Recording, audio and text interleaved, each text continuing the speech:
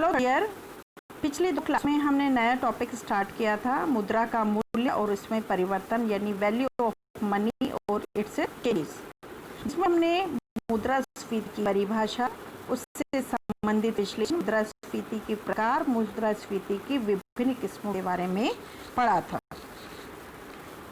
इस क्लास में हम ढांचागत मुद्रास्फीति, जो कि विशेष तौर से विकासशील देशों में पाई जाती है, वो किस कारण होती है उसके बारे में हम पढ़ेंगे। इसमें हमने पहला पॉइंट पिछली क्लास में बता दिया था कि साधनों के अंतर के कारण मुद्रास्फीति मुद्रास्फीति है। दूसरा, विदेशी मुद्रा का अभाव। विकासशील देशों में विदेशी मुद्रा की कमी के होने से आयात करके वस्तुओं की सप्लाई बढ़ाने से कठिनाई होती है, जिससे देश में मुद्रास्फीति को बढ़ावा मिलता है। इन देशों में विदेशी मुद्रा का अधिक मात्रा में आगमन होने से मुद्रास्फीति बढ़ती है। तीसरा है आधारभूत ढांचे की कमी। पावर व परिवहन आदि के अभाव के कारण आर्थिक विकास व उत्पादन के बढ़ने में बाधा आती है, जिससे महंगाई बढ़ती है। चौथा है खाद्य पदार्थों की कमी। मांग की तुलना में उसकी पूर्ति कम होने से इसके मूल्यों में बढ़ोतरी होती है। इनका अपसंचयन यानी होर्डिंग भी कर लिया जाता है। अगला टॉपिक है मुद्रास्फीति के कारण यानी कॉजेज ऑफ इन्फ्लेशन। इसमें पहला है मुद्रास्फीति मूलतः एक मौद्रिक तथ्य होती है।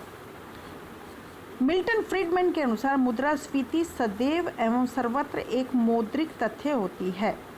अत्यधिक तेज रफ्तार से बढ़ने वाली मुद्रास्फीति पर यह लात लागू होती है।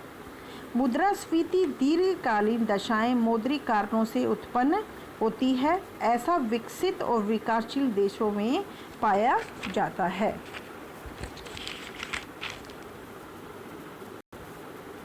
दूसरा मौद्रिक कारण मुद्रास्फीति का कारण है मुद्रास्फीति यानी उत्पादन की गतिहीनता या धीमी गति के कारण मुद्रास्फीति उत्पन्न होती है। भारत जैसे देश में कृषिगत उत्पादन वर्षा पर आश्रित रहने के कारण काफ़ी अनिश्चित होता है। औद्योगिक उत्पादन भी आयातित माल पे आश्रित होने के कारण अनिश्चित होता है।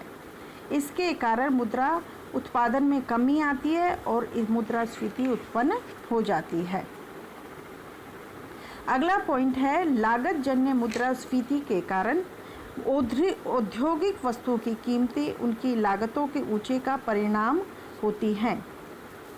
कृषि में व्यवसायीकरण के बाद उर्वरकों व अन्य कृषिगत इनपुटों की लागत बढ़ने से इनकी वसूली मूल्यों में प्रतिवर्ष वृद्धि हो जाती है।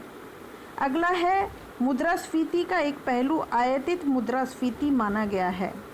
विदेशों में ऊंचे मूल्यों पर आयात करने से मुद्रास्फीति को बढ़ावा मिलता है, जैसे क्रूड तेल, पेट्रोल आदि के भाव विदेशों में बढ़ने से भारत में भी इनके भाव बढ़ जाते हैं। इससे मुद्रास्फीति उत्पन्न हो जाती है। अगला है प्रशासित व नियंत्रित कीमतें में वृद्धि होने से भी मुद्रास्फीति को प्रोत्साहन मिलता है। भारत विभिन्न कृषिगत पदार्थों के न्यूनतम समर्थन या वसूली मूल्य बढ़ाती रहती है। इससे खुले बाजार में भी मूल्य बढ़ने लगते हैं। अगला है भारत जैसे देश में मुद्रास्फीति पूर्णतः एक मौद्रिक तथ्य नहीं है, बल्कि इस पर बाजार की प्रत्याशाएं यानी मार्केट की प्रत्याशाओं का भी प्रभाव पड़ता है। अगला पॉइंट है कि भारत जैसे देश में मुद्रास्फीति पर जिन अन्य कारणों का प्रभाव है वह इस प्रकार है।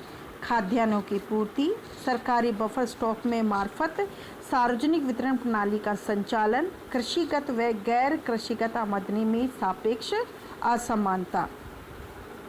आठवां है परोक्ष करों में वृद्धि से भी मुद्रास्फीति यानी मूल्यों में वृद्धि का जन्म होता है। भारत में उत्पादन शुल्क, आयात शुल्क, बिक्री कर जो वर्तमान में जीएसटी में वृद्धि होने से मुद्रास्फीति बढ़ती है। इस प्रकार ये विकासशील देशों में निम्न कारण पाए जाते हैं। आगे हम पढ़ेंगे मुद्रास्फीति का आधुनिक सिद्धांत।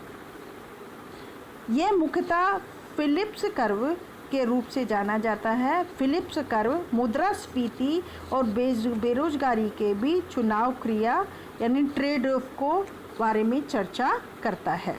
Phillips curve A.W. फिलिप्स ने संयुक्त राज्य में 100 वर्षों से भी अधिक अवधि के लिए बेरोजगारी व नगद मजदूरी के परिवर्तनों का अध्ययन करके यह निष्कर्ष निकाला कि परस्पर विपरीत या विलोम संबंध होता है। जब बेरोजगारी कम पाई जाती है तो नगद मजदूरी ऊंची रहती है, और जब बेरोजगारी अधिक पाई जाती है तो नगद मजदूरी नीची रहती है। इस प्रकार का संबंध इसलिए पाया जाता है कि ऊंची बेरोजगारी के समय श्रमिक भी काम करने के कम अवसर कारण मजदूरी बढ़ाने पर जोर नहीं देते हैं, और फर्में भी मजदूरी में वृद्धि की मांग को स्वीकार नहीं करती। यानी नकद मजदूरी और मुद्रास्फीति में परस्पर सीधा संबंध पाया जाता है।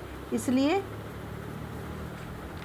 फिलिप्स कर्व की सहायता से अल्पकाल में मुद्रास्फीति और बेरोजगारी की दरों में संबंध स्थापित किया जाता है। वास्तव में मुद्रास्फीति की दर नगद मजदूरी की वृद्धि में से श्रम की उत्पादकता वृद्धि को बढ़ाने में घटाने में प्राप्त होती है। मान लीजिए नकद मजदूरी की वार्षिक वृद्धि दर 6% है, श्रम की उत्पादकता 2% बढ़ी, तो मुद्रास्फीति की वार्षिक दर 6-2 यानी 4% बढ़ी। फिलिप्स कर्व को रेखा चित्र के द्वारा समझाया गया जो इस प्रकार है।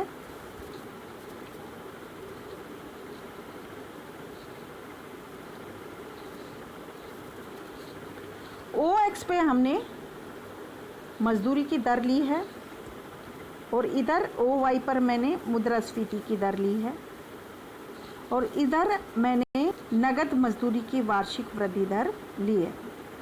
जैसे कि इस डायग्राम में ये आपका फिलिप्स वक्र है। बेरोजगारी की दर और मुद्रास्फीति की दर में दोनों में विपरीत संबंध पाया जाता है। जब मुद्रास्फीति की दर 6% होती है तो बेरोजगारी की दर 4% होती है। जब मुद्रास्फीति की दर 2% होती है तो बेरोजगारी की दर 6% होती है। यानी मुद्रास्फीति की दर ज़्यादा होती है तो बेरोजगारी कम होती है, और मुद्रास्फीति की दर कम होती है तो बेरोजगारी ज़्यादा होती है। यानी दोनों में विलोम संबंध पाया जाता है। लेकिन मुद्रास्फीति की दर और नगद मजदूरी में दोनों में सीधा संबंध पाया जाता है। यानी जैसे जैसे मुद्रास्फीति की दर बढ़ती जाएगी वैसे वैसे नगद मजदूरी की दर भी बढ़ती जाएगी।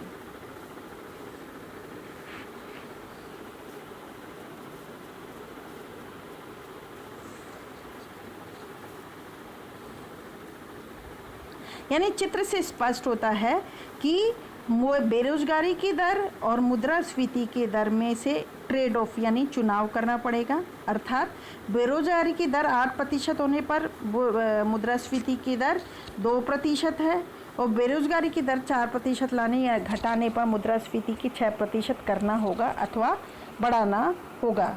इसका अर्थ है कि मुद्रास्फीति की दर और बेरोजगारी की दर में विलोम संबंध पाया जाता है।